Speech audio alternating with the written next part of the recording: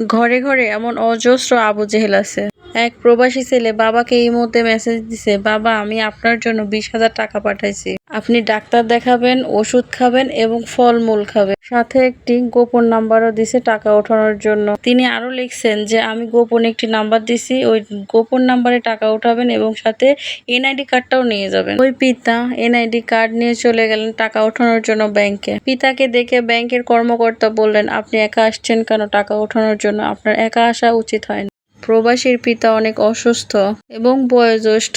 তিনি ঠিকমতো দাঁড়াতেও পারতেন। ব্যাংক কর্মকর্তা পে আউট করার জন্য পিন নাম্বারটি নিলেন। তিনি দেখলেন বৃদ্ধাকে জানানো হলো এই টাকার বেনিফিশিয়ারি তার নামে নয়। বৃদ্ধাকে আরো প্রশ্ন করা হলো, উল্লেখিত ব্যক্তিকে আপনি চেনেন? উল্লেখিত ব্যক্তির নাম শুনে বৃদ্ধার 2 চোখের জলে যেন তাণ্ডব লেগে গেল। এই কথা শুনে বৃদ্ধা চলে গেলেন ব্যাংক থেকে। তখনই মনে পড়ে গেল সেই বিখ্যাত নায়ক রাজ্জাকের বাবা কেন চাকর এই সিনেমায়।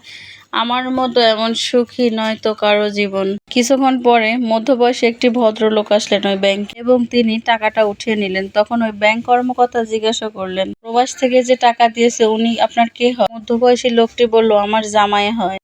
ভদ্রলোকটি আরো বলল, আমার জামাই হয়। জামাই আমার নবীর দেশে থাকে, খুব ভালো একটা ছেলে। প্রতি মাসে কিছু টাকা পাঠায় আমার জন্য। আমি চেক আপ করি এবং ওষুধ খাই, ফলমূলও খাই। মেসেজটা শ্বশুরের ফোনে না দিয়ে ভুল করে বাবার ফোনে চলে গেছে। কিছুক্ষণ ওই কর্মকর্তা স্তব্ধ হয়ে গেছে কথা শুনে। বাবা কষ্ট করে বড় করছে, নবীর দেশে পাঠাইছে ঠিকই, কিন্তু সে বাস করে আবু জেহেলের দেশে।